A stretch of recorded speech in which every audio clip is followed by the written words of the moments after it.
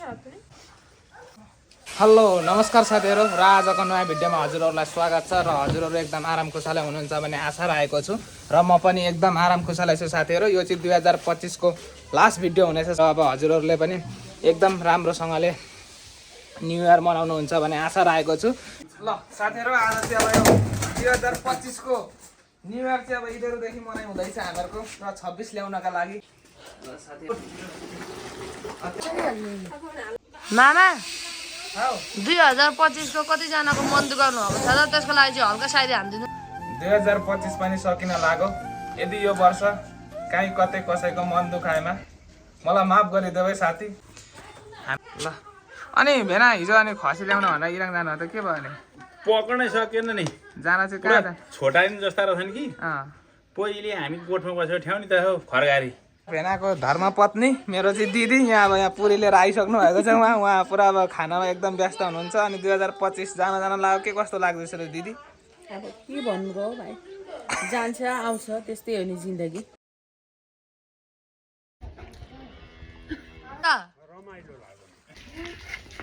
यहाँ अब अहिले चाहिँ यहाँ भेना अब काट यो 6.5 केजी 6 केजी खाइसकिन्छ? किन सकिँदैन तै खान्छस् 1 केजी। अनि अरू कोलाई बोलाउनु भएको छ तपाईँ? एक्स्ट्रा मित्रहरू बोलाएको छ नि, पतिर बुबालाई बोलाएको छ, अरू हजुरबालाई, ए उनीहरूलाई चाहिँ भेराइटी अलग छ। साथीहरु हामीहरू चाहिँ यहाँ ग्वालीमा बनाउँछौँ मासुहरू चाहिँ, किनभनेदेखि आगोमा पकाएको अर्कै टेस्ट हुन्छ भनेर। अहिले चाहिँ अब यहाँ मासुको लागि चाहिँ टमाटर, प्याज, लसुन ट्याक्क र अब बनाउने सर चाहिँ अब आइसक्नु भइरहेछ तपाईँहरूको माझमा। र तपाईँहरूले चाहिँ उहाँको कुकिङ चाहिँ बहुतै मन पराइदिनुहुन्छ।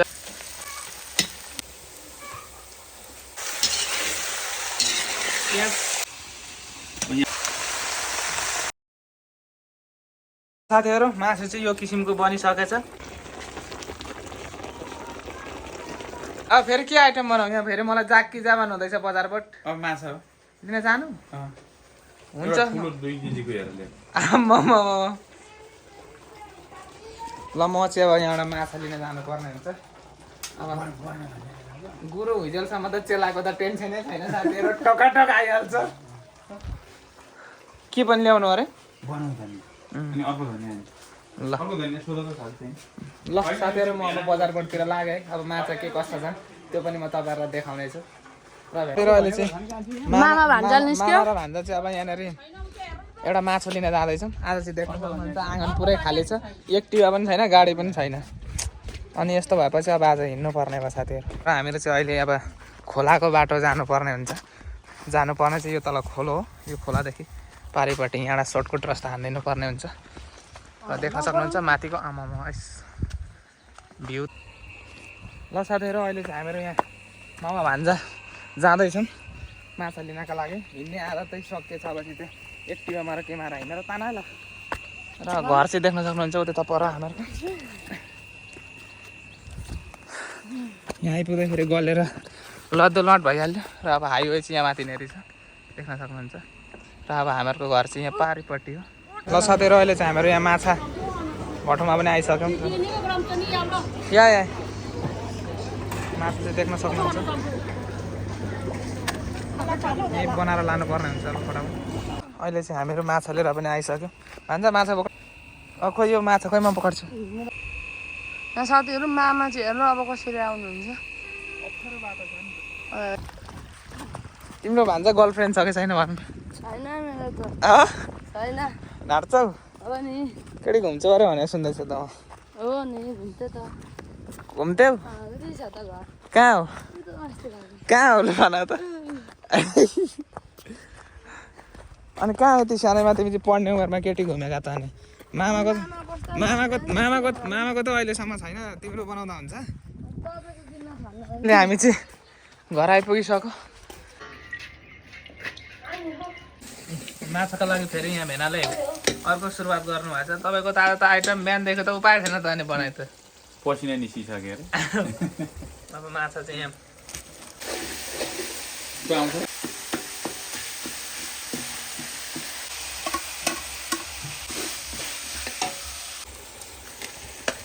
नफरेको उपाय हुँदैन नि।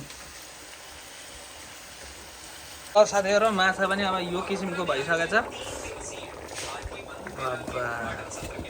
लगभग अब फाइनल्ली हुन आँटो र अब हामी चाहिँ यहाँनिर अब खानापिनाको अब सेटअप गरिँदैछ अब यहाँ बाहिरतिर खाने भन्नु हुँदैछ अब बाहिरतिर खानुपर्ने हुन्छ अरे आँगनमा बसेर अब गाईलाई पनि पराल हाल्ने टाइमिङ भइसक्यो दिदी चाहिँ तल के का मुन्टा टिप्नु हुँदैछ किन टिप्नु भएको ए सिन्जु वाउ सिन्जु बनाउने भन्नुहुँदैछ यो चाहिँ मटर वाउ साथीहरू अहिले चाहिँ अब दिदीले यहाँ अब खानापिनाको व्यवस्था पनि निकालिसक्नु भएको छ अब आइटममा चाहिँ के बनाउनु भयो यो चाहिँ अब एकजना बुबा हुनुहुन्छ उहाँ बुबा चाहिँ खानुहुन्न उहाँ चाहिँ कुखुरा र अब यहाँ चाहिँ माछा बुबाको लागि भयो लिम्बू भन्दैछ अब यता एक कुकर भात अनि अब यता बोइल अनि यता अब अनि सलाद अनि अब यहाँ अब मासुको झोल अनि अब यहाँ देख्न सक्नुहुन्छ अब यो किसिमको बनेको छ उसको चाहिँ के भएर भन्छ तिमी चाहिँ के साह्रो चाहिँ ल्याङ ल्याङ ल्याङ ल्याङ गरेको अहिले चाहिँ अब यहाँ खानापिनाको व्यवस्था अनि बुबा कस्तो भयो बुबा ठिकै छ नि ठिक छ नि अनि भेना चाहिँ अनि पिकनिक कस्तो हुँदैछ त अनि हेलो भान्जीहरू ओ मोटी कस्तो भएछ यहाँ एकजना भान्जी चाहिँ छैनन् सानो भान्जी चाहिँ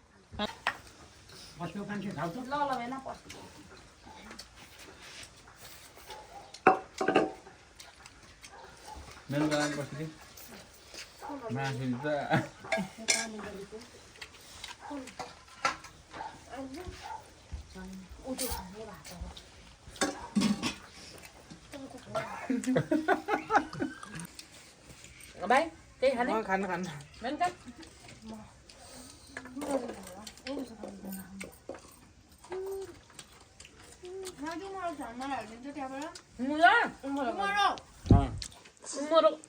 छैन यहाँ त खायो अब अनि छैन